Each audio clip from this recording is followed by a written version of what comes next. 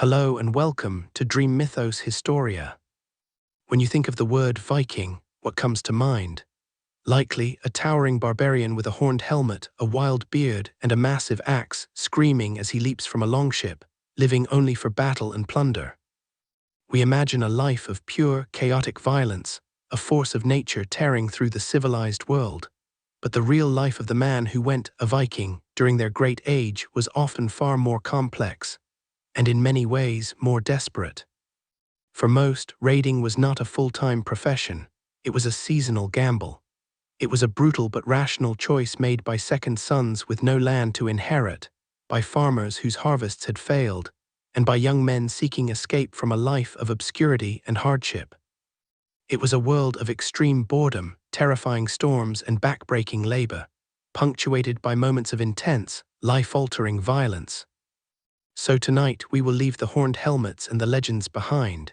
You will become one of these Northmen. We will leave the modern world behind and travel back over 1,000 years, to a time of iron and ore, of longships and lonely seas. You will feel the biting cold of a Norwegian fjord, the endless strain of rowing across the vast North Sea, and the adrenaline and terror of your first raid. You will understand why a man would risk everything, his life, his soul, for a handful of silver and a song in the halls of his ancestors. But before our journey begins, please take a moment to like the video and subscribe. It's a simple and wonderful way to support the channel, and it means a great deal to me. I'm also always curious to know where in the world and at what time you're joining me tonight. So, I'd really love to hear from you in the comments.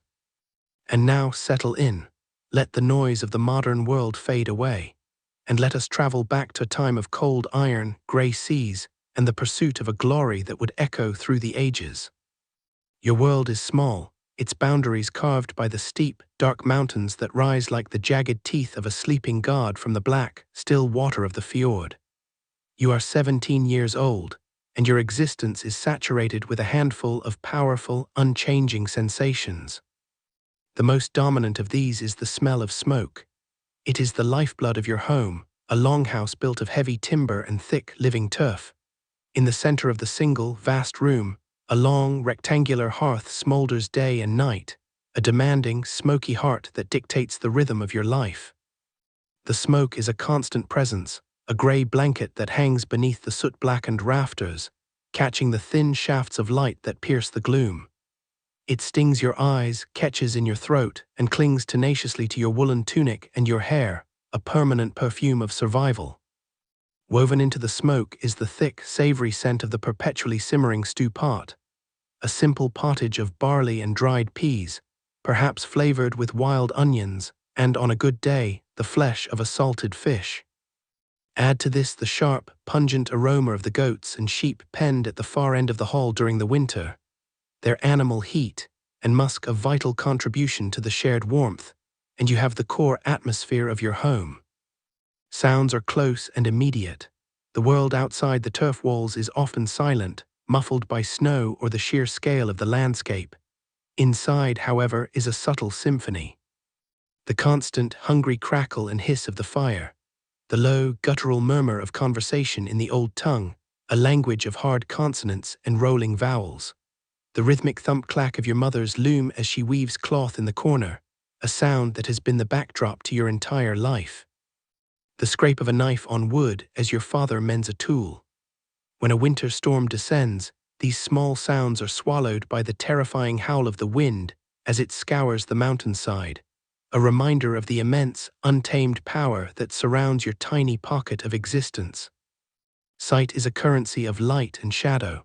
The longhouse is a world of perpetual twilight. Your eyes are trained to the gloom, adept at discerning the shapes of familiar objects in the flickering firelight, the row of shields hanging on the wall, the glint of water in a wooden bucket, the carvings of coiling beasts on the high seat where your father sits. The faces of your family are landscapes you know by heart, illuminated in brief, dramatic flashes by the hearth fire. Outside, the visual world is one of stark, brutal contrasts. The impossible, vibrant green of the high summer pastures set against the dark gray of the rock. The blinding, painful white of the winter snow that blankets everything for months on end. And always the fjord itself, a vast, dark mirror reflecting a sky that can shift from brilliant, crystalline blue to bruised, stormy purple in the space of an hour. The feeling of your world is one of rough textures and sharp edges. The coarse, scratchy wool of your tunic against your skin, the splintery, worn handle of the axe that is almost a part of your arm, the shocking, life-affirming cold of the stream water on your face in the morning, a daily baptism that drives the sleep from your mind. Your hands are hard and calloused, a testament to a life of labor. They know the bite of a fishing line in the cold, the rough bark of a pine tree, the satisfying heft of a stone cleared from a field. This is not a soft world. It is a world you feel directly, a world of friction and resistance that has shaped your body and your spirit into something as tough and resilient as the land itself. Your life is a prison of relentless, cyclical labor, its walls built by the unyielding demands of the seasons. To be idle is to court disaster, to rest is to starve. Your day begins in the pre-dawn chill, the packed earth floor a familiar shock to your bare feet. The first task is always the same, a ritual of strength and endurance, hauling water. You settle the heavy wooden yoke across your shoulders, the two large buckets dangling at your sides, and make the treacherous trek down the slick, muddy path to the stream that tumbles down the mountainside. The water is achingly cold, and the return journey uphill is a grueling battle, your neck and shoulder muscles burning with the strain, the water sloshing over the rims to soak your trousers. This is the water for the morning's porridge, for the animals, for the day's every need, and it is earned through sweat and pain. Summer is not a time of leisure, but a frantic, breathless race against the coming dark. The sun barely dips below the horizon, creating the white nights that stretch the workday to 16, even 18 hours. From the first grey light to the last lingering glow, you are in the fields. The soil in this fjordland is a thin, grudging gift, littered with stones.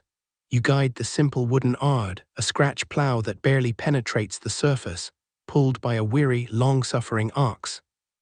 The work is a torment of repetition. You lean your full weight into the ard, your back screaming in protest, your hands raw from gripping the wood. Every few feet, the ploughshare strikes a rock with a jarring crack, and you must stop to pry the stone from the earth. You add it to the ever-growing pile that marks the edge of the field, a monument to your labor and the land's stubborn resistance. Beyond the fields, the animals demand their due. You are the shepherd for the family's small herd of hardy goats and thick-fleeced sheep. You drive them up steep, treacherous paths to the high summer pastures. Your ears are always alert for the cry of an eagle or the distant howl of a wolf. Hours are spent mending the turf walls of their enclosures, your hands caked with a mixture of mud, stone, and manure. The forest, too, claims your labor. With your trusty axe, you venture into the dark, silent woods, felling straight-limbed pines for firewood and repairs. Each tree is a battle, its felling a testament to your strength. But the work has only just begun. The log must be limbed, split into manageable lengths, and then hauled, one by one, back to the longhouse, a slow, grueling process that has built the thick, powerful muscles across your back and shoulders.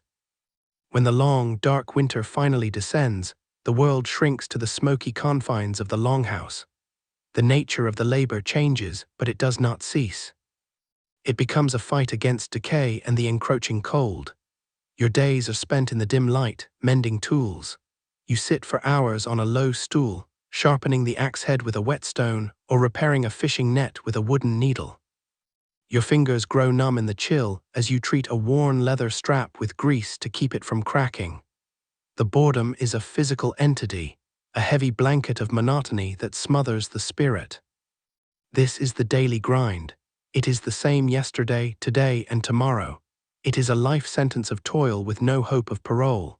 And it is this relentless, soul-crushing sameness that fuels your desperate desire for escape.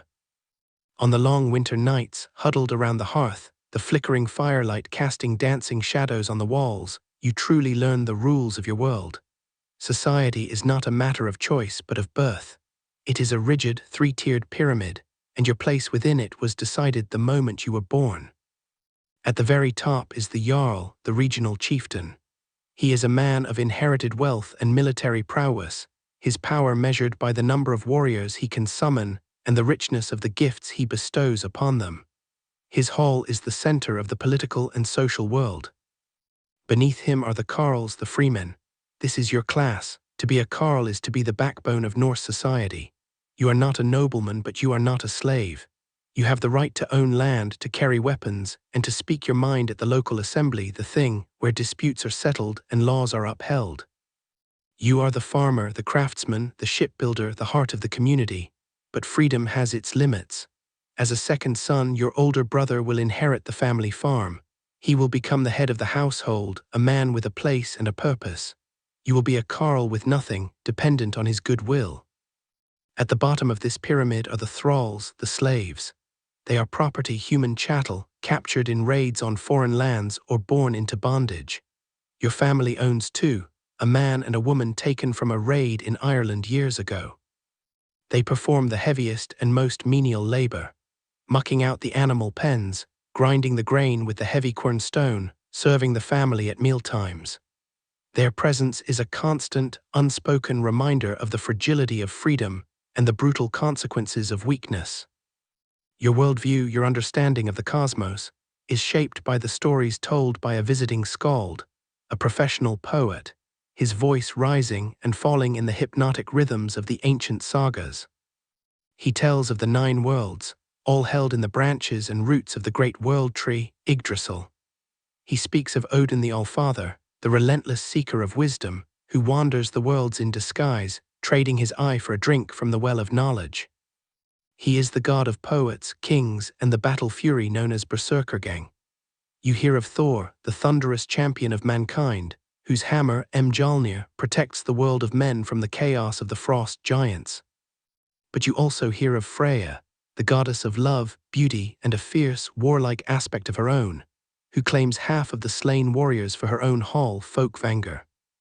These stories teach you the 2 concepts that govern a man's life, honor and fate. Fate, or weird, is an inescapable destiny, a thread spun by the 3 Norns at the base of Yggdrasil. The length of that thread is predetermined. A man cannot choose when he will die, only how he will meet that moment. To die a straw death of old age or sickness is a quiet shame. To die with a weapon in your hand is the highest glory, the only death that offers a ticket to Valhalla. Honor, or drama, is the reputation you build, the story that will be told of you after your thread is cut. It is everything. You see it in the way the old raider in your village is treated, his silver arm ring a testament to his courage.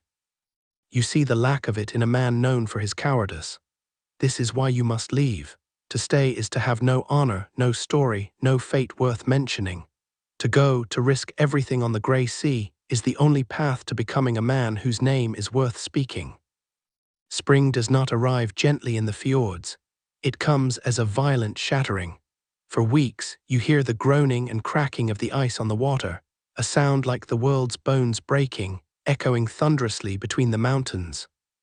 Then one day, the great sheet of grey ice splinters into 1,000 floating shards, and the dark, cold water is reborn. The air changes, losing its biting, sterile edge and taking on the scent of damp earth and new life. It is then that everyone begins to watch the sea. One afternoon, a shout echoes down the valley from a shepherd high on the slopes. A long, piercing cry of skip in coma. The ships are coming. A jolt of electric energy surges through your small community. Tools are dropped, conversations cease. You run with the others, your heart hammering in your chest, down the well-worn path to the rocky shore. At first, they are just specks on the horizon, where the fjord opens to the vast, grey sea. Then, as they draw closer, their form becomes clear. 3 longships, their iconic dragon-headed prows held high like triumphant beasts, their single square sails a brilliant slash of red and white stripes against the dramatic sky. They are magnificent, terrible creatures of the sea.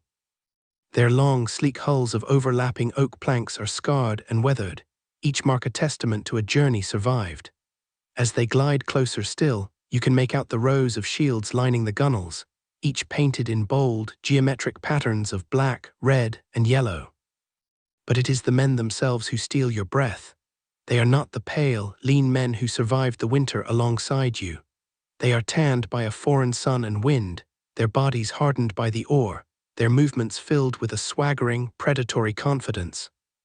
And then you see it, the reason for that confidence, the casual, almost careless display of new wealth.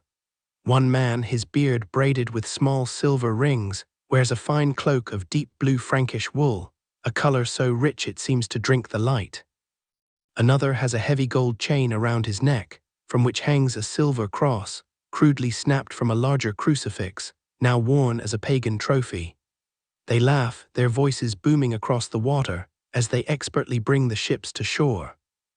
Their skill and familiarity with the sea are a stark contrast to your own limited experience on the placid waters of the fjord.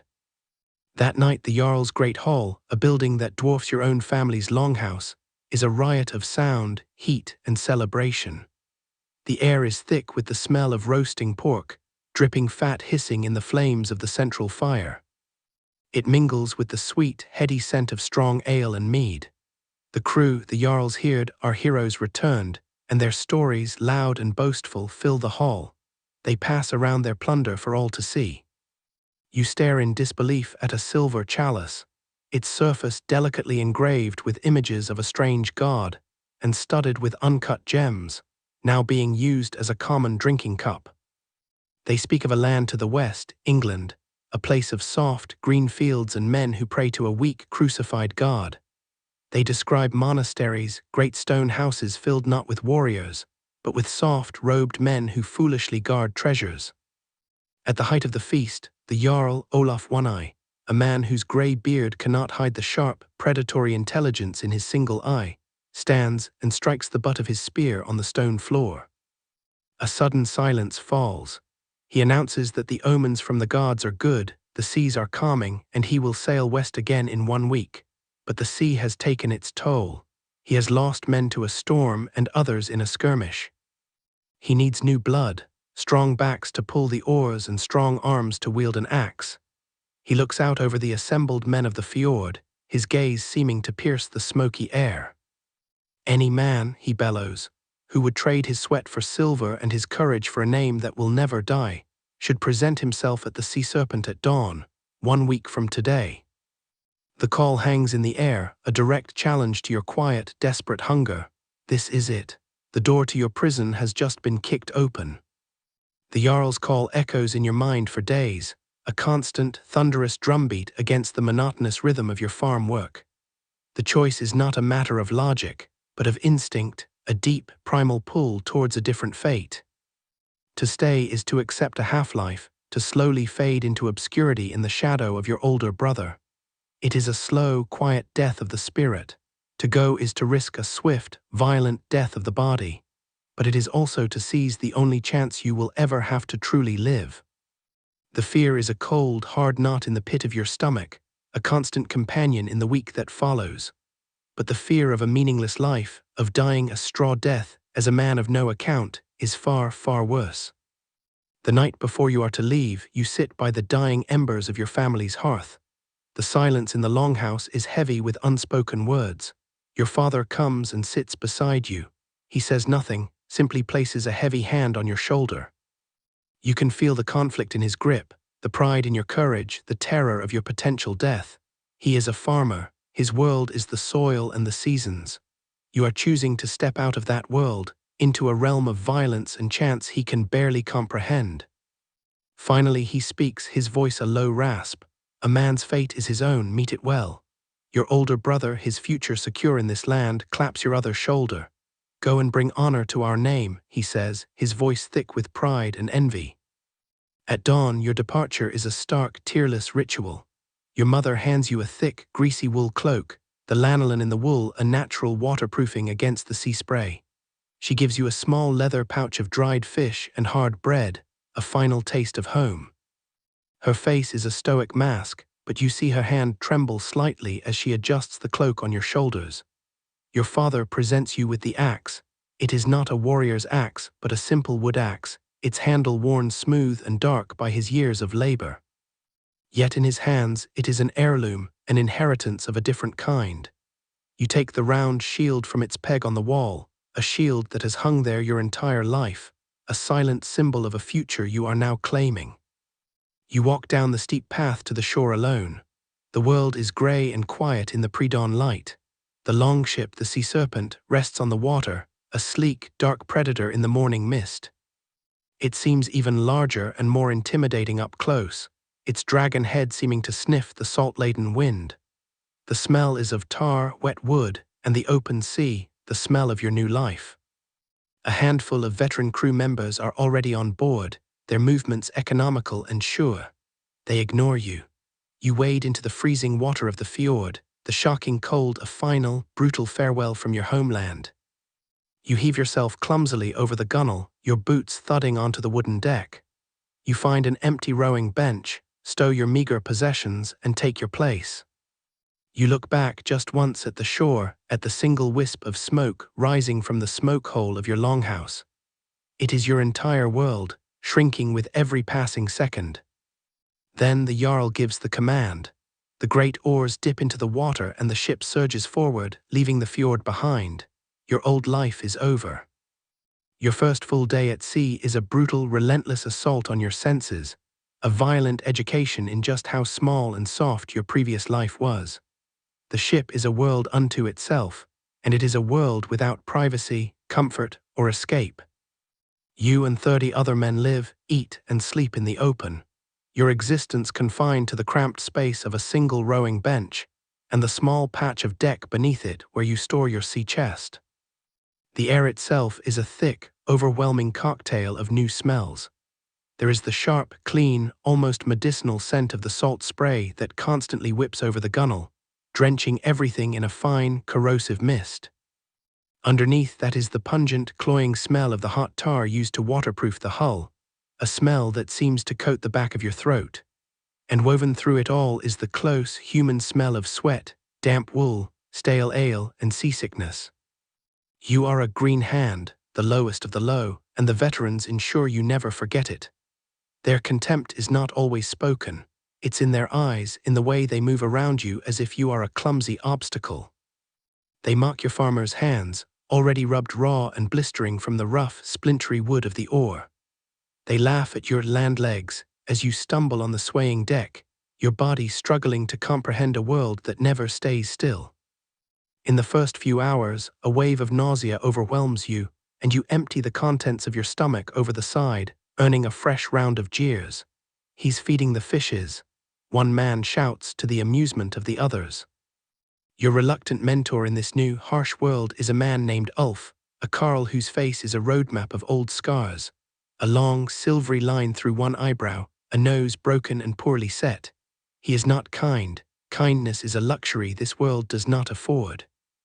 But he is practical. His teaching comes not in words of encouragement, but in sharp cuffs to the back of the head and guttural grunts of disapproval. He watches you fumble with a rope, your fingers clumsy and slow. Without a word, he shoves you aside, his own calloused hands moving with a swift, brutal economy, tying the complex knot in 3 seconds. He doesn't explain, he expects you to watch, to learn, to remember. Failure to do so will earn you a harder lesson next time.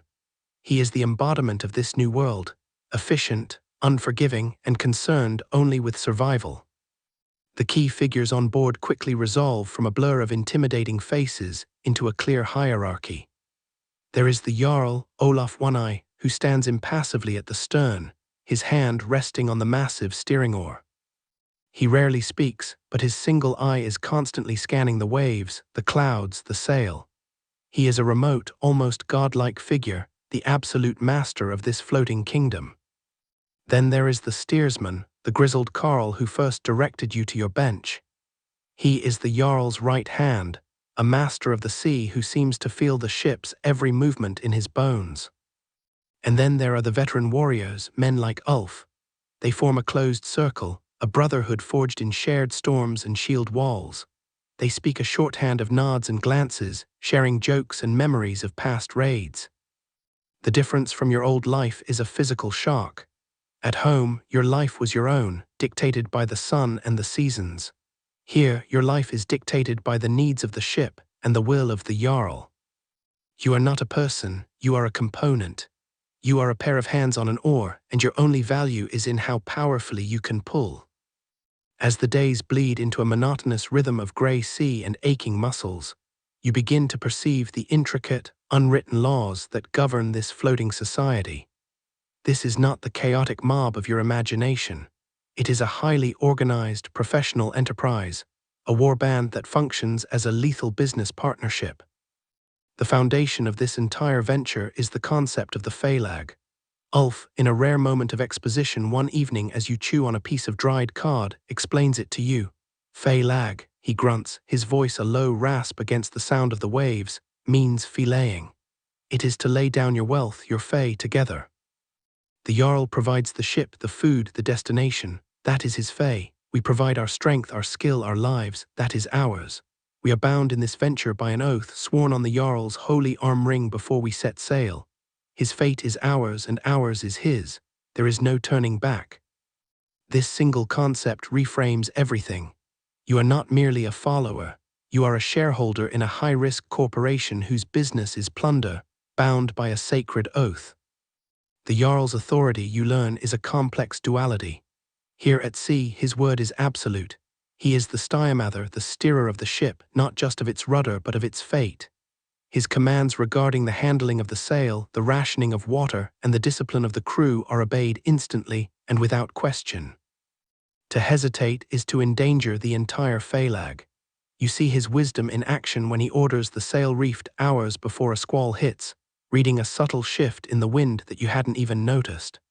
This proven competence is the true source of his power, a stark contrast to the land-based chieftains whose authority comes merely from birthright. The Jarl's right to command is earned and re-earned every single day. However, the veteran's talk reveals that this absolute power dissolves the moment your boots touch dry land for a raid. There, the Jarl becomes more like the chairman of a council of warriors. He will propose the target and the plan of attack, but every Carl, every Freeman shareholder in the venture, has the right to speak his mind. You watch one evening as the Jarl discusses a potential target with his veterans. They argue, debate, and suggest alternatives. A man with a deep knowledge of the coastline is listened to with as much respect as the Jarl himself. This fierce egalitarianism is the heart of the brotherhood. Here, a man's worth and the weight of his opinion are determined not by the land he will inherit, but by his proven skill, his courage, and his value to the group. You realize with a sinking feeling that you are currently voiceless, your opinion worthless until you have proven yourself in the shield wall. The cohesion of this brotherhood is maintained by a swift and brutal system of justice. Minor disputes, an argument over a game of H-Nefertafel, an accidental insult, are often settled on the spot with a wrestling match on the next available beach, a way to vent aggression without bloodshed. But the one crime that is unforgivable, the one that dissolves the sacred trust of the phalag, is theft from a crewmate. Ulf tells a chilling story of a man on a previous raid who was caught hiding a silver brooch from the common pile. There was no trial, no debate. The Jarl simply pointed. The man was seized by his benchmates, stripped of his weapons, and put over the side. Trust, Ulf says, his eyes hard as stone, is like the rivets in this hull. If one fails, the whole ship can be torn apart by the sea. This is the code. Your loyalty is not an abstract concept, it is a practical necessity. It is owed to the Jarl who leads you, to the brotherhood that protects you, and most immediately to the man on the bench next to you. He is the man whose shield will cover your flank, whose spear will ward off a blow meant for you. Your lives are woven together, and to betray that trust is to cut the thread of your own fate. This society is a meritocracy of violence and endurance, and its laws are written not in ink, but in iron and blood. Your new home is not a place of comfort, but a tool of conquest. It is not a shelter, but a weapon. The Longship, the Sea-Serpent, is a living creature of wood and iron that you must learn to understand as intimately as your own body. At roughly 70 feet long but only 15 feet wide, its genius lies not in its size, but in its design. Its most critical feature is an incredibly shallow draft, allowing it to skim over water barely 3 feet deep. This means it can navigate far up shallow rivers, deep into the heart of enemy lands, and be beached on almost any sandy or pebbled shore. It is not a battleship designed for sea-to-sea combat. It is a troop transport, an infiltration vessel, the key to the hit-and-run tactics that define your new trade. The hull is clinker-built, a term you come to understand by watching the shipwrights perform constant maintenance. The long, flexible oak planks overlap like the scales of a serpent, each one fastened to the one below by thousands of iron rivets. These rivets, hammered through from the outside and clinched over a small iron washer on the inside, are the ship's bones. In a storm, the entire vessel twists and flexes with the waves, a terrifying but essential quality. You feel the deck move under your feet, hear the groans of the timbers and the shriek of the rivets, and you learn to trust this flexibility. The ship is not fighting the sea, it is dancing with it, a brutal, violent dance that allows it to survive where a more rigid vessel would shatter. Life is lived entirely in the open, a concept that is a constant physical shock.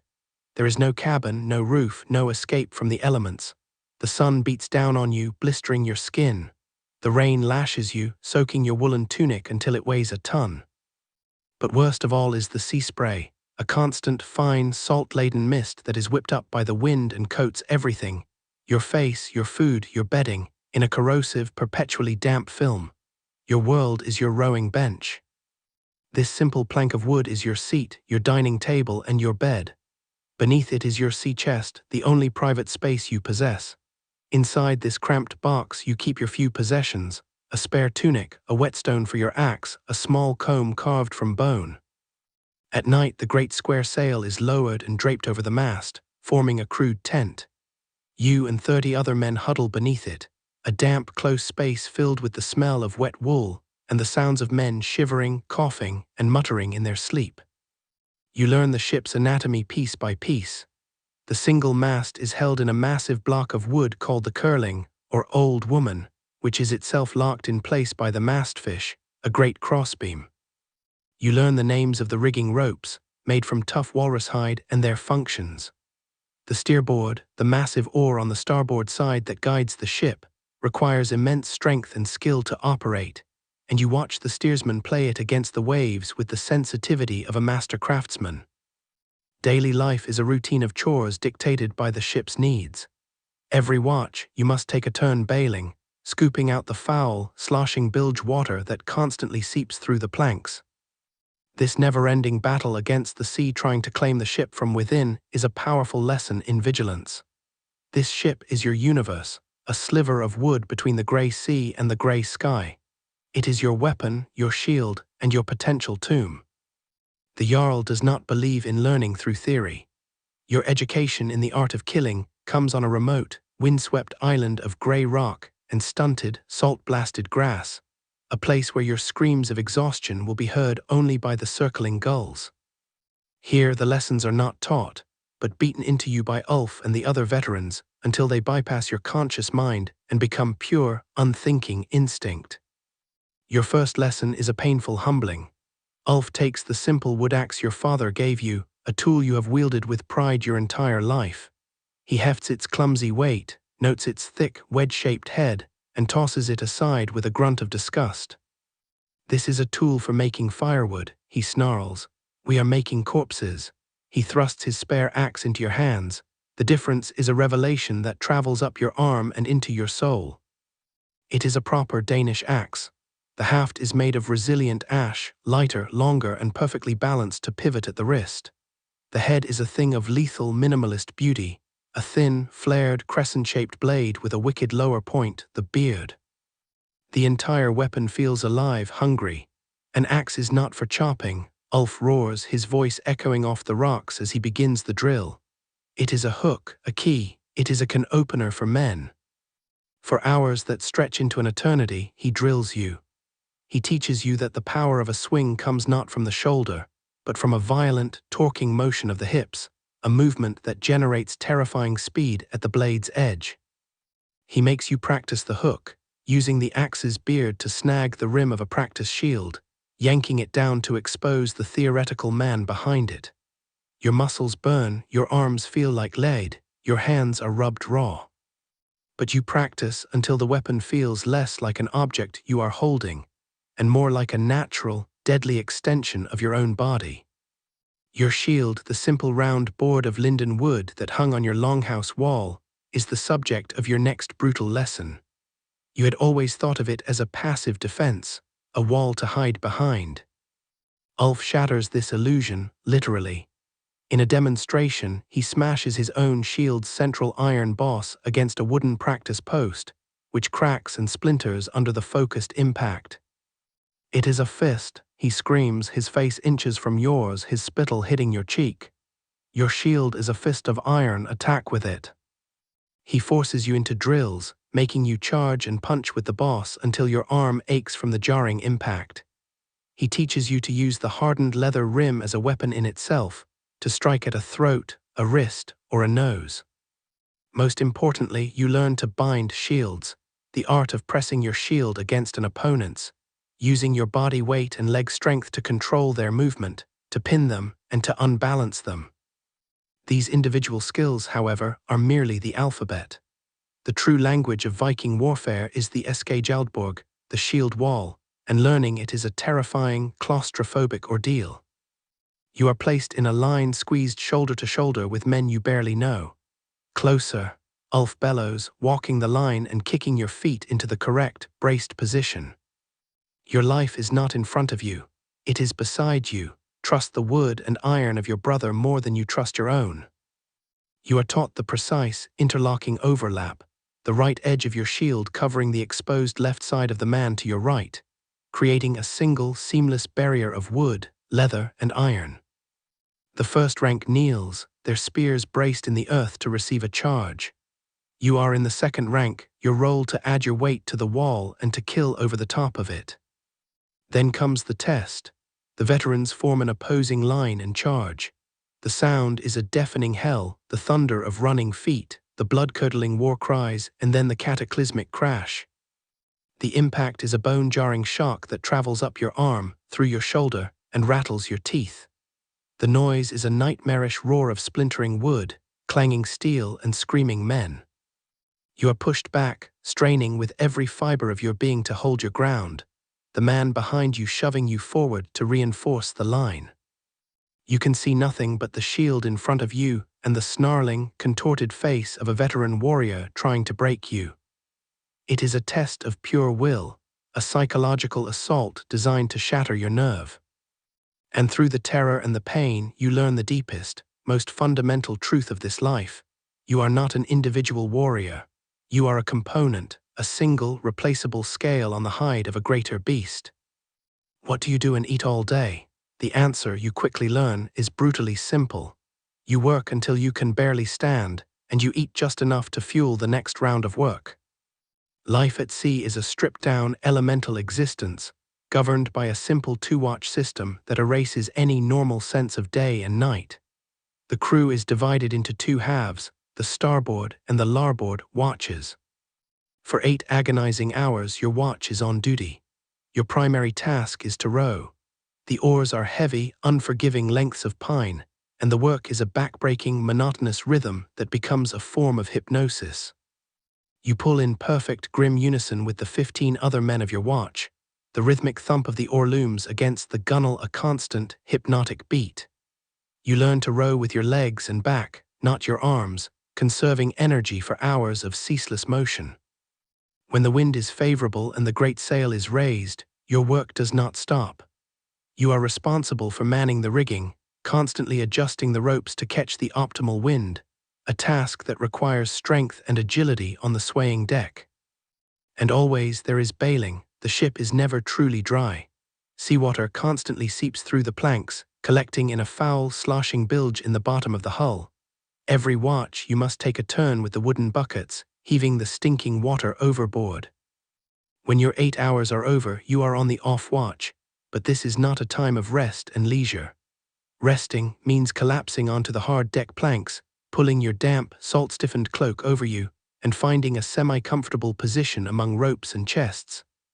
Sleep comes in short, fitful bursts, constantly interrupted by the shouts of the on-watch, the lurching of the ship, or a sudden spray of freezing water that finds its way through a gap in the sail tent. In this brief time, you must also perform your personal maintenance. Sharpening your axe with a whetstone, mending a tear in your tunic, or simply forcing down your rations. The food is a lesson in pure, joyless function. There are no grand feasts, no savory stews. The staple of your diet is hardtack, a simple, unleavened bread made from flour, water, and salt, baked until it is as hard as wood. It is designed to last for months, and it often is months old, infested with tiny black weevils. The veterans teach you to tap the biscuit on the deck before you eat, not to knock the weevils off, but to see how many you're about to consume. Sea bacon, Ulf calls them. This is supplemented with dried and salted fish, usually cod or herring, that is tough, stringy, and incredibly salty. Sometimes you get a handful of dried meat, equally tough and tasting faintly of the tar from the barrels it's stored in. When conditions are calm enough to risk a fire in the sandbox, the cook, for the day, boils a simple stew or scaws in a great iron pot. It consists of dried peas, barley, and chunks of salted meat or fish, boiled into a thick, bland gruel. It is warm and it is nourishing, and that is all that can be said for it. To drink, there is water carefully rationed from wooden barrels that taste stale and woody. There is also a weak, sour ale, often safer to drink than the water. This diet is a stark contrast to the simple but fresh food of your farm life: the milk, the cheese, the occasional fresh-caught fish. Here, everything is preserved, salty, and designed for function over flavor. Personal hygiene is a distant memory. You wear the same woolen tunic and trousers for weeks on end, perpetually damp and smelling of sweat and salt. Life has been boiled down to its essentials: work, eat, endure. It is a process that strips away every ounce of softness, leaving behind only the hard, resilient core of a man who is becoming a part of the unforgiving sea he travels. The journey across the vast, empty expanse of the North Sea is your true forging, but the change it works upon you is deeper than the calluses on your hands or the new muscle on your back. It is a reshaping of your soul. The first crucible is the sheer, soul-crushing boredom. For days, then weeks, there is nothing but an endless, heaving, grey horizon, a world without features or landmarks. The sky and the sea are a single, monotonous entity. The world shrinks to the creak of the hull, the rhythmic thump-splash of the oars, the sting of the salt spray, and the dull ache in your shoulders. This monotony is a physical weight that presses down on your spirit, and it forces you inward. You have more time to think than you ever have in your life, but there is nothing to think about except your past, which now seems like a distant dream, and your future, which is a terrifying unknown. This gnawing boredom is punctuated by moments of sheer, primal terror that serve as a brutal form of therapy. You experience your first great storm. It does not arrive with a warning, it descends. The sky turns from a placid grey to a bruised, swirling purple-black in the space of an hour. The wind ceases its steady push and begins to shriek, a high, thin sound that cuts through your nerves. The sea, your constant, rocking companion, rises up in mountainous, white-capped waves that seem impossibly large, threatening to swallow your small, fragile vessel. The ship, once so sturdy, now feels like a flimsy nutshell tossed on an infinite ocean. Massive waves of freezing, grey water crash over the sides, sweeping the deck and threatening to drag men overboard. The world becomes a chaotic blur of survival.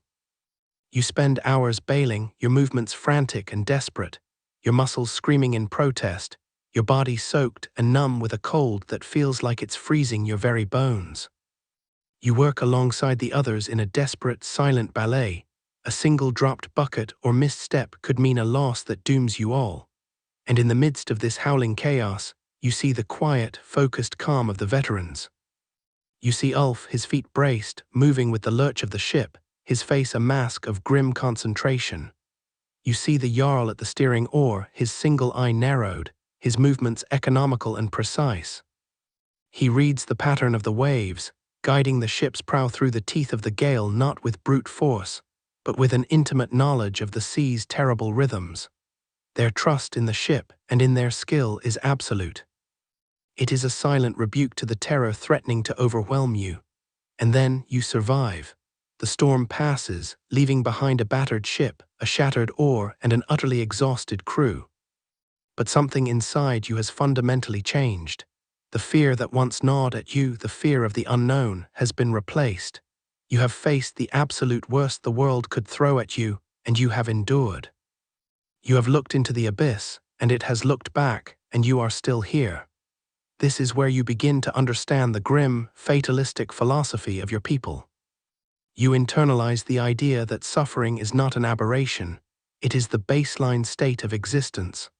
Hardship is not something to be avoided, but a forge to be entered, a fire that burns away weakness. It leaves behind something harder, something stronger. You begin to accept the grim bargain of this life, that courage is not the absence of fear, but the mastery of it. You accept that your life is short and likely to end violently. The only thing that truly matters is to face that fate with an unblinking eye and to leave a name that will be remembered. You are no longer just a boy from a fjord, you are becoming a Northman. After what feels like an eternity adrift in a world of grey, a subtle but profound shift occurs. The monotonous routine of watch and watch, of rowing and bailing, has become a form of hypnosis, a state of being you have simply accepted. The days have blurred into one another, marked only by the rising and setting of a sun you rarely feel for warmth. But now, the Jarl and the veteran steersmen are watching the sky and the sea with a new, focused intensity. The crew, sensing this change, settles into a quiet, watchful rhythm. The boisterous stories and rough housing of the first few weeks have faded, replaced by a shared, unspoken anticipation. The oppressive boredom that gnawed at your soul has been replaced by a sharp, electric tension that hums through the very timbers of the ship. You begin to notice the signs that Ulf taught you to look for. The seabirds change. The gulls that had been your constant companions, scavengers from your own shores, have disappeared. In their place are gannets, sleek white birds that dive into the water like arrows, a sure sign of deep-water fishing grounds closer to land than to open sea. You spot a piece of driftwood, then another, fragments of a world you had begun to believe you might never see again. The air itself seems to change, losing its sterile, empty ocean scent and taking on a faint smell of damp earth and vegetation, a ghost of a scent carried on the wind. The mundane tasks of daily life are now imbued with new purpose. You see men meticulously sharpening their axe blades with small, smooth whetstones, the rhythmic hiss of steel, a new, ominous sound on the deck. They test the edges carefully with their thumbs, their faces grim and focused. Others are restitching the leather straps on their shields, checking the rivets that hold the planks together, ensuring their integrity. You do the same, your hands moving with a newfound familiarity, your simple axe now feeling like a part of you. The talk is no longer of home or past glories. It is of tactics, of the English, of how to break a shield wall of untrained men. The Jarl's navigation, which had seemed a mystical art, now reveals itself as a science of subtle observation. On a rare clear day, he brings out a simple sun compass, a wooden disc with a central pin whose shadow reveals direction with surprising accuracy. At night, he guides the ship by the stars, pointing out how the North Star, the leading star, remains fixed while the others wheel around it. On cloudy days, a tense uncertainty settles over the crew. The Jarl relies on an almost supernatural sense of the sea, reading the long, rolling swells and the subtle shifts in the wind, a skill born from a lifetime spent on this unforgiving expanse. Then one grey, misty morning, a cry comes from the lookout, a young boy perched precariously at the top of the mast. Land, his voice cracks with disbelief and relief. A jolt, like a physical blow, goes through the ship. You scramble to the side with the others, your heart pounding, and peer into the mist. At first you see nothing. Then, for a fleeting moment, the mist thins and you see it, a low, dark green line on the horizon. A smudge of color so different from the sharp, dark mountains of your home that it seems alien, unreal. It is England.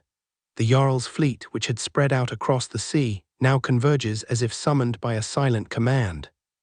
A dozen longships move like a pack of wolves through the morning mist, their dragon prows seeming to taste the air.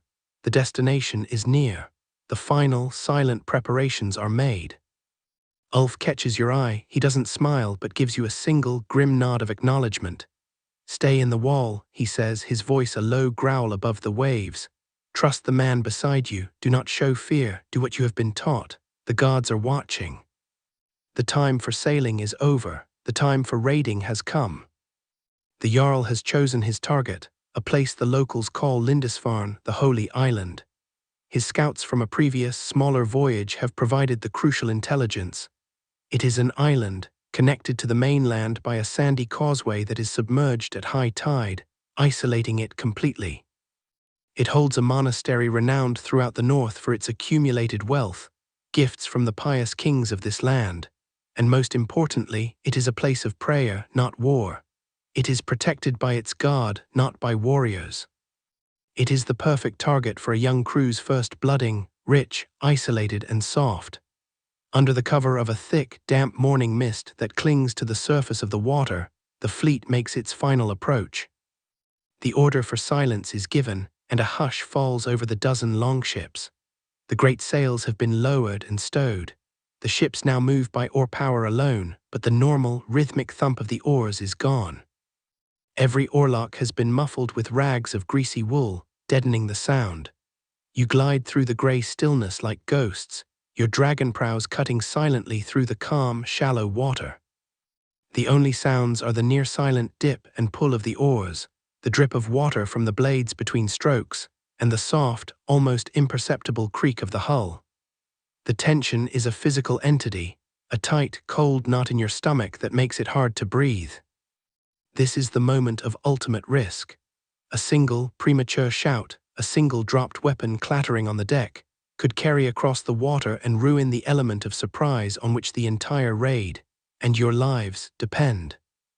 You feel the collective will of 30 men in your ship, of 300 men in the fleet, all focused on this one, silent, predatory advance. The ships slide onto a sandy beach with a soft, grating sound of wood on sand and pebbles. The sound seems impossibly loud in the unnatural quiet. Before the command is even given, the men of the first watch are moving. You are among them. You swing your legs over the gunwale and leap into the cold surf. The shock of the frigid North Sea water, surging up to your thighs, is an electrifying jolt, chasing away the last vestiges of fear and doubt, and replacing it with a surge of pure, violent adrenaline. Your heart is a hammering drum against your ribs. This is it, the moment your entire life, your entire grueling journey has led to. There is no grand speech, no heroic call to arms from the Jarl. This is not a battle, this is a hunt, an execution. He gathers the crew in a tight, menacing circle on the wet sand, the mist swirling around your knees. He holds his own sword aloft, its familiar, pattern-welded blade seeming to drink the grey light. An oath, he says, his voice a low, gravelly rumble that cuts through the silence, a voice meant only for you. Swear on your weapons. Swear to the All-Father who watches us and to Thor who gives us strength. Swear to stand together as brothers. Swear to not take one step back. Swear to follow my command until the work is done. Swear to fight for your brothers, for your share, and for your name. One by one, the men touch the blade of their axe or the point of their spear to the Jarl's sword. They murmur their assent, their eyes hard and bright. When it's your turn, you step forward and touch the cold, razor-sharp steel of your axe to his blade. The contact feels final, a sealing of your fate. The oath is sworn. The hunt is on, there is no turning back now. You form the shield wall, a silent, bristling line of painted wood and sharpened iron, and begin your advance into the mist. You move as one. The shield wall advances up the gentle, grassy slope from the beach, a single 30-man organism of wood, iron, and grim, unified purpose. The mist swirls around your legs, cold and damp, muffling the sound of your footsteps on the wet earth. Your world narrows with terrifying focus to the immediate space in front of you. The broad, woolen back of the man in the first rank, the painted rim of your own shield, and the thin sliver of grey air visible just above it. You can smell the wet grass, the sharp salt of the sea at your back, and the rising, sour, metallic scent of your own fierce sweat. Your mouth is dry as dust, your tongue feeling thick and heavy. Every muscle in your body is coiled tight, vibrating with a mixture of adrenaline and terror. The surprise is total. Through the shifting veils of mist, you see the first figures emerge, dark-robed shapes moving between the low, grey stone buildings of the monastery. They are not warriors, they are monks, men of peace in a world of violence. One of them stops, frozen, and points a trembling finger in your direction. His mouth opens in a perfectly round, silent O of disbelief before his cry of alarm finally tears itself free, a high, wavering shriek that sounds absurdly like a frightened bird. Other figures appear, their movements clumsy and uncoordinated with panic. They run into each other, drop the baskets they are carrying, and scatter like leaves in a sudden gale. There are no soldiers to meet you, no organized defense of any kind. Instead, a handful of local men, perhaps lay brothers, farmhands, or fishermen, rush out from a low wooden hut. Their faces are a stark study in terror and doomed, desperate courage. They are armed only with the tools of their daily labor. A heavy wood axe, a long fishing spear with barbed iron points, and two men clutching rusted pitchforks. They are brave, and they are absolute fools. Their charge is not a military maneuver. It is a suicidal spasm of defiance against a force they cannot comprehend.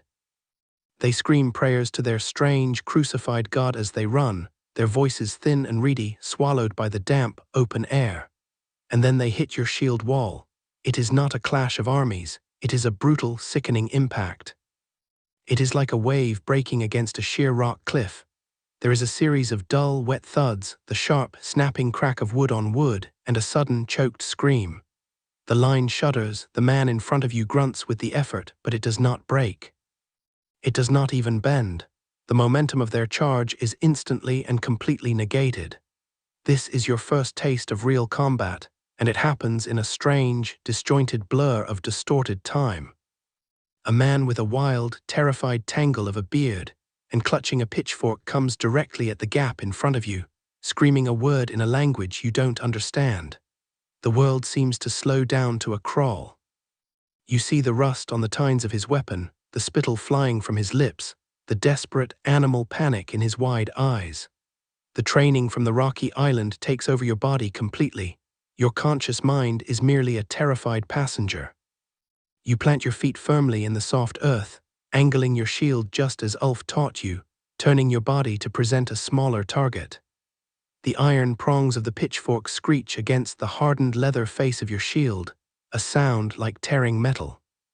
Instinctively, without thought, you catch the weapon's momentum on your shield, and with a violent, practiced twist of your torso, you wrench it to the side, pulling the man completely off balance.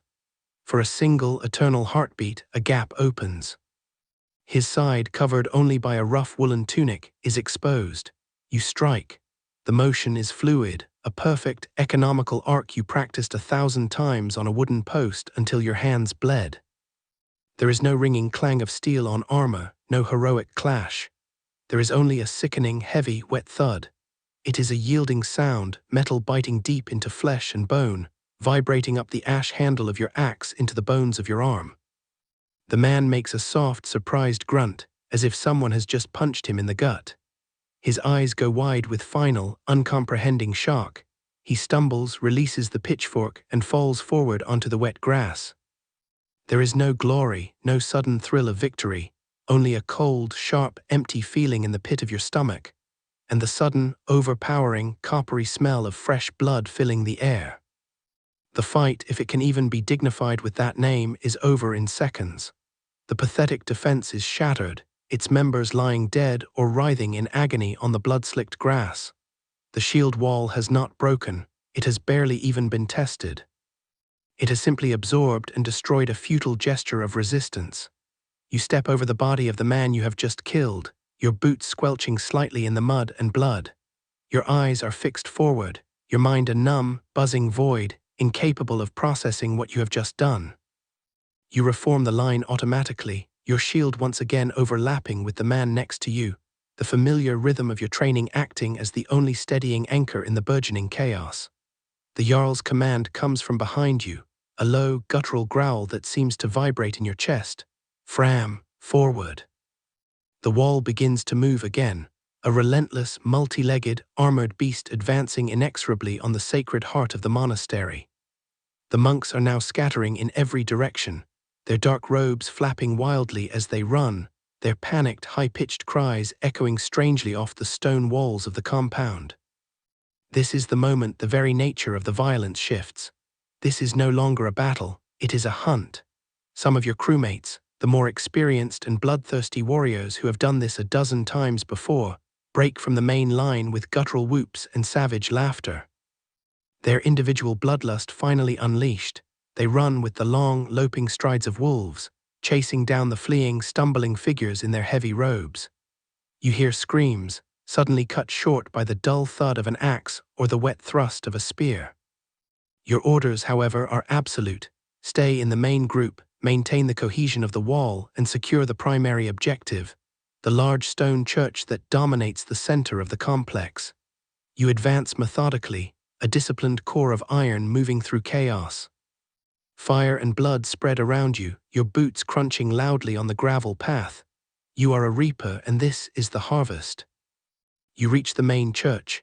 It is a large, imposing building of grey stone, far grander and more solid than anything you have ever seen in your homeland, with a single heavy oak door bound with iron straps. It is barred from the inside. There is no finesse here, no picking of locks. 4 of the largest men in the crew find a heavy wooden beam nearby, perhaps a roof support for a building under construction. They heft it onto their shoulders. On the count of 3, bellowed by Ulf, they run at the door. Using the beam as a crude battering ram, the first impact sends a deep, booming crack echoing across the courtyard like thunder. The second blow splinters the thick wood around the lock. On the third, the heavy iron bar on the other side shatters with a tortured screech, and the great doors burst inwards with a deafening crash and a cloud of dust. You surge inside, weapons raised. The change in atmosphere is a physical blow, disorienting you for a moment. The air inside is cool, still, and thick with a strange, cloying mixture of smells. Damp old stone, beeswax candles, and a thick, perfumed smoke you later learn is called incense. Your eyes, accustomed to the bright grey mist outside, struggle to adjust to the sudden gloom, which is pierced by shafts of colored light filtering through high, narrow windows of stained glass, a marvel you have never seen before. And then you see them, huddled at the far end of the long hall, clustered helplessly around a glittering golden altar, are a dozen or so monks. They are on their knees, not fighting, not trying to escape, but chanting. Their voices rise in a low, humming drone of desperate prayer, a wall of sound meant to protect them where stone and wood have failed. They are weaponless, completely helpless, their faces pale waxen masks of terror so profound it seems to have paralyzed them entirely. This is the final, chilling test of your new life. There is no threat here, no honor to be won in combat against these soft men. There is only the cold, brutal logic of the raid. Speed is life, and no witnesses can be left to tell of your ships or your numbers. The work of plunder begins, and it is a fast, brutal, and sickeningly efficient business. You are not looking for heavy chests of gold coins. Those are rare and hard to transport. The true wealth is in the portable holy objects they use to worship their strange, passive god. You and the others spread out like locusts. You see Ulf use the spike of his axe to smash open a carved wooden chest, revealing a pile of richly embroidered silk vestments, robes worth more than your father's entire farm. He tosses them aside impatiently to get at the silver goblets hidden beneath. You take your cue. You walk to the nearest wall, where a heavy, intricately woven tapestry hangs, depicting a gory scene from their mythology. You use your belt knife to brutally slash it down, not for the cloth itself, but for the thick gold and silver threads woven into its fabric. Your eyes are drawn inevitably to the altar. It is a treasure trove. You see golden crosses studded with rough, beautiful gems that catch the candlelight, heavy silver chalices and plates used for their sacred communion, and most valuable of all, the books. They are massive, holy things. Their thick leather covers are adorned with polished jewels, plates of carved ivory, and intricate gold wire. The books themselves mean nothing to you, you cannot read, and the strange marks on the pages are just meaningless patterns, but their adornments are treasure. You rip the jeweled covers from the pages, tossing the holy texts onto the stone floor to be trampled under muddy boots. The work is a frenzy of methodical destruction. Within an hour, it is all over. The church is a looted ruin, its treasures roughly stuffed into woolen sacks and carried out to be loaded into your sea chests. A torch is touched to the dry wooden roof and the thatched outbuildings. As you march back to the ships, heavy with plunder, a column of thick, black, oily smoke rises into the grey sky, a brutal, undeniable signal to the world, a signature carved in fire and death. The Northmen have come, and nothing will ever be the same. As your longship pulls away from the burning coast of Lindisfarne, a strange, profound calm settles over the crew and over you. The frantic, heart-pounding, blood-in-your-ears adrenaline of the raid drains away, leaving behind a deep, bone-weary exhaustion that is as much mental as it is physical. The world, which had been a narrow, terrifying focus of immediate threats and violent actions, slowly expands back to its normal dimensions.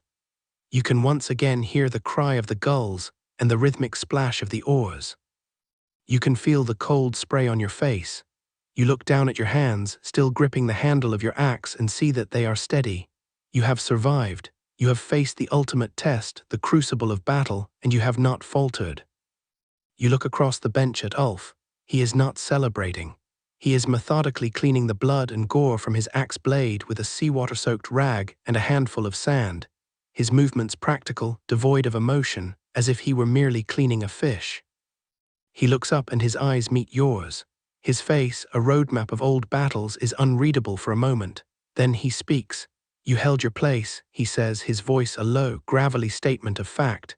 "You did not run." Coming from this man, it is the highest praise imaginable. It is a simple, profound acknowledgement that you have passed the test. You have been weighed, you have been measured, and you have not been found wanting. In that moment, the gap between you, the veteran, and the green hand closes. You are no longer a boy playing at war. You are a warrior. The journey home is lighter, faster, propelled by a mood of grim, professional triumph. The ships ride lower in the water, heavy with plunder that represents a lifetime's worth of wealth for men like you.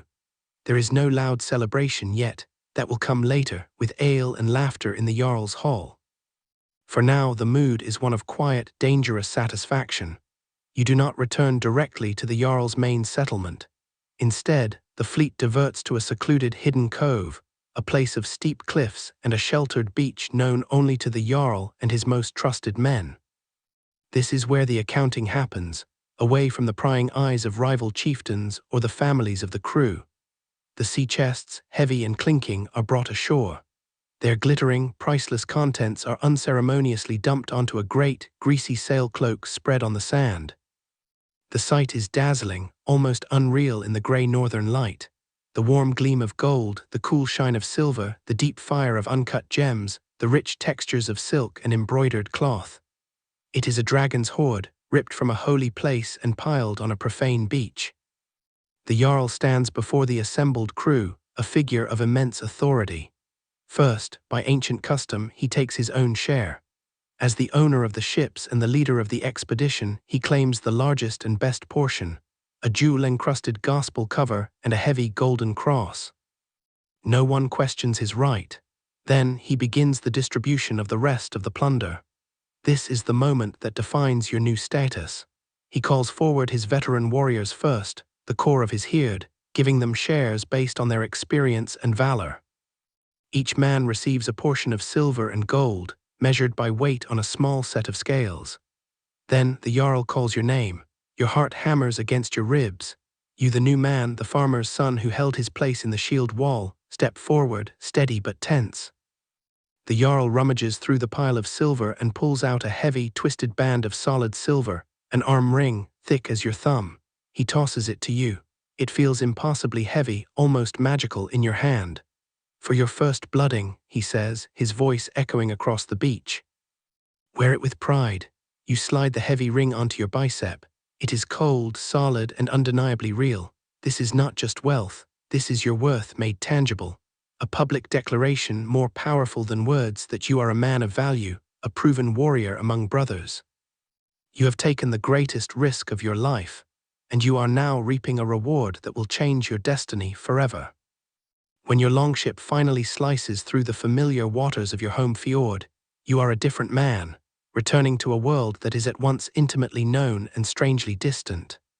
The boy who left in the spring, a youth driven by a desperate hunger for a future, is gone forever. In his place stands a warrior, his face weathered by the sun and sea, his eyes holding a grim knowledge they did not possess before. You carry yourself differently, with a quiet, centered confidence born not of arrogance, but of survival. The journey has burned away the last of your boyish uncertainty, leaving behind the hard, tempered steel of a man who has faced death and emerged victorious. As you step ashore, the heavy silver arm ring on your bicep is a cold, solid weight, a tangible anchor to your new reality. The people of your village, who before had looked upon you with the casual indifference reserved for a second son, now look at you with a new, profound respect. They see the ring, they see the way the veterans clap you on the shoulder as an equal, and they understand. Your status has been irrevocably changed. When you walk back into your family's longhouse, the familiar smells of pine smoke and boiling stew rushing out to meet you, the transformation is most apparent. Your older brother who once towered over you now looks at you as a peer. He sees the ring on your arm, the axe in your hand, no longer a simple tool for wood, but a weapon that has tasted blood, and his gaze is a mixture of awe, pride, and a flicker of something you recognize as envy. Your father clasps your arm, his calloused fingers feeling the hard, cold reality of the silver. He does not need to speak. He simply nods, a deep, quiet pride shining in his eyes that is more meaningful than any shout of praise. You have done it. You have left to make a name, and you have returned with the proof of it forged around your arm. That night the hall is filled with a wild, cathartic celebration. Barrels of strong ale, paid for by the Jarl's success, are opened, and the drink flows freely. A great feast is prepared, the air growing thick and hazy with smoke and the smell of roasting meat. The Jarl's personal skald, a man whose trade is the crafting of immortality through words, brings out his harp. He has spent the journey home weaving the events of the raid into a new song, a heroic lay that will be added to the lore of your people. And as he chants the story in the hypnotic, rhythmic verse of your ancestors, the story of the Grey Sea, of the burning monastery, of the weak god's treasure, you hear your own name woven into a verse. And the young son of Harold, his axe blooded for the first time. It is a small mention, but it is there, a single, shining thread in the great tapestry of the sagas. In that moment, you have achieved the Northman's dream. You are no longer just a man who will one day die.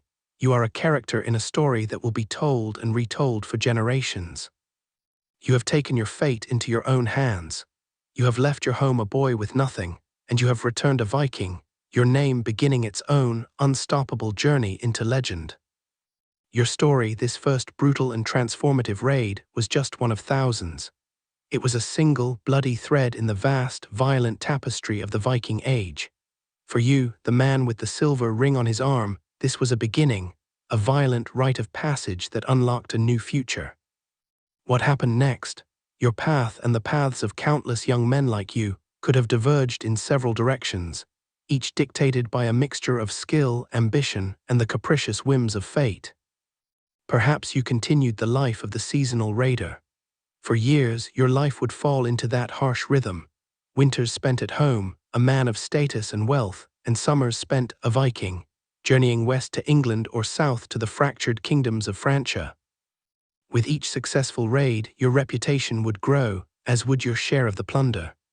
More silver rings would climb your arm, a testament to your prowess and luck. You might have become a trusted veteran carl like Ulf, perhaps even the steersman of a Jarl's ship. Your knowledge of the seas and of battle would make you invaluable. If you were truly skilled, lucky, and ruthless, you might have eventually gathered enough wealth and followers to acquire a ship of your own, becoming a Jarl in your own right, leading others on the same bloody path. Alternatively, you might have chosen to cash in your winnings. After a few successful raiding seasons, you could have used your accumulated silver, the portable wealth you risked everything for, to purchase the one thing that truly signified status: land. You could have bought a fine farm of your own, far larger and more prosperous than your father's, married well, and raised a family, becoming a respected chieftain in your community. Your arm rings would glitter as reminders of the violent deeds of your youth. You would be the old warrior by the hearth, telling stories to wide-eyed boys, inspiring the next generation to seek their own fate on the sea. Or more likely, your luck would have simply run out. The life of a raider was a gamble against terrifying odds. And the house always wins in the end. Your fate, your weird, would have found you. Perhaps on a muddy riverbank in Francia, your shield wall breaking under the charge of armored knights. Perhaps in Ireland, a well-aimed spear finding a gap in your mail. You might have met your end not in glorious battle, but from a festering wound or a wasting sickness in a damp foreign camp. Or perhaps the sea itself would claim you, your ship and crew swallowed by a storm, your silver and story sinking into darkness. This was the brutal cycle of the Viking Age, a constant outflow of ambitious young men, pushed from a harsh, resource-poor homeland, gambling their lives for a chance at a fortune and a name unattainable by any other means. The great age of the Viking raider, which began with that shocking and symbolic sack of Lindisfarne in 793, was not destined to last forever. History is never static. Over the next 3 centuries, the world changed around the Northmen. The fledgling kingdoms of Europe, once so vulnerable, learned from the Viking threat. They grew stronger, more organized. They built stone castles and fortified bridges, blocking the rivers the Longships once used as highways of plunder. They raised professional armies that could respond swiftly, making the hit-and-run tactics of the raiders far more difficult and costly. But the most profound change came not from without, but from within Scandinavia itself. The fierce pagan faith of Odin, Thor, and Valhalla, the warrior ethos that fueled the raids and glorified death in battle, began to fade. It was slowly replaced by the creed of the White Christ. Christianity spread, converting kings and jarls alike. As the old gods fell silent, the very foundation of the Viking spirit began to crumble. The end of the Viking Age is often marked by 1066, the defeat of the Norwegian king Harald Hardrada, one of the last great Vikings, at Stamford Bridge in England. The Vikings did not disappear, they changed, they assimilated. They had reshaped Europe, and in turn Europe had reshaped them. The raider became a prince, a merchant, a guardsman in Constantinople, a Christian king. The age of the Longship had passed into history. With the historical Viking gone, assimilated into the Christian kingdoms of Europe, his Longship beached for the last time, he was finally free to become a legend. The living, breathing, often desperate man was replaced by the myth, a transformation that took centuries and was driven by the changing fears and fascinations of Europe. In the immediate aftermath of their age, the memory of the Viking, preserved in Latin chronicles and the prayers of priests, was that of a demonic, bloodthirsty monster. He was the Furor Normanorum, the fury of the Northmen, a divine scourge sent by God to punish a sinful world. In these accounts, he was portrayed as a faceless, inhuman force of pure destruction, a beast who delighted in the desecration of churches, the slaughter of innocents, and the plunder of holy relics. This was the first layer of the myth, the Viking as the ultimate villain. A barbarian antithesis to civilization and faith, this image held sway for centuries. A dark fairy-tale figure used to frighten children and remind Christians of the ever-present threat of chaos at the borders of their world. Centuries later, however, a profound shift occurred. As Europe began to forge its modern nations in the 18th and 19th centuries, people looked back into the mists of the past for heroic, foundational origins. Romanticism swept across the continent. In England, scholars began to see the Vikings not just as destroyers, but as contributors to their language and laws.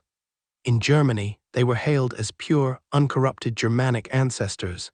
And in Scandinavia, the Viking was reborn as the ultimate national hero. This was the second, and far more influential, layer of the myth, the Viking as romantic adventurer. Artists, poets, and composers recast them, not as pirates or slavers, but as noble savages, symbols of primal freedom and rugged individualism. They became the ultimate anti-heroes, a thrilling antidote to the softness and conformity of the Victorian age. Fearless explorers who sailed into the unknown, egalitarian warriors of the Thing assemblies, and loyal pagans defying the Christian world. It was during this feverish period of romantic reinvention that the most famous, powerful and completely inaccurate element of the Viking image was born: the horned helmet. There is absolutely no historical, archaeological, or literary evidence that Norse warriors ever wore horned or winged helmets into battle. It would have been a dangerous, impractical piece of armor, easily grabbed or knocked aside in a fight. Their real helmets were brutally functional, conical bowls of riveted iron, often with a nose guard and maybe a mail curtain to protect the neck. The horned helmet was an invention of the Swedish artist Gustav Malmström in the 1820s. His illustrations for Frithiof's saga gave birth to the image, which was later cemented by Carl Emil Doppler's theatrical designs for Wagner's Der Ring des Nibelungen in the 1870s. It was too visually perfect to die. That image, the wild, horned barbarian, became the Viking forevermore, a powerful fiction that completely replaced the mundane reality. Other myths soon joined it. Walking the plank, for instance, has nothing to do with the Vikings. It's a later invention from tales of 17th-century pirates, popularized by Robert Louis Stevenson's Treasure Island. The infamous Blood Eagle, that gruesome ritual execution, is still debated.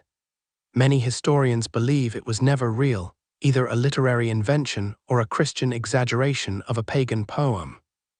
And so the transformation was complete. The real man, the second son, the reluctant raider driven by inheritance and survival, was erased. His complex, fearful, and morally grey existence was replaced by the horned barbarian adventurer, a figure of pure freedom, violence, and myth. The man was lost, and the legend was born. The journey you took from a cold fjord to a burning monastery was one of survival and ambition. The journey the Viking took through history was far grander, from terrifying reality to romantic dream. The story of the Viking is a powerful reminder that history is often shaped not by kings and grand strategies, but by the desperate choices of ordinary people, driven by the timeless human desires for a better life, a respected name, and a small piece of immortality. The Longship no longer sails the grey seas, but the spirit of the Northman, that audacious willingness to journey into the unknown in search of a new fate, continues to echo through our own time. Thank you for joining me on this long journey into the past. I hope the story of this young warrior's trial and triumph has brought the beauty and mystery of the Viking world to life. I wish you a calm and peaceful night.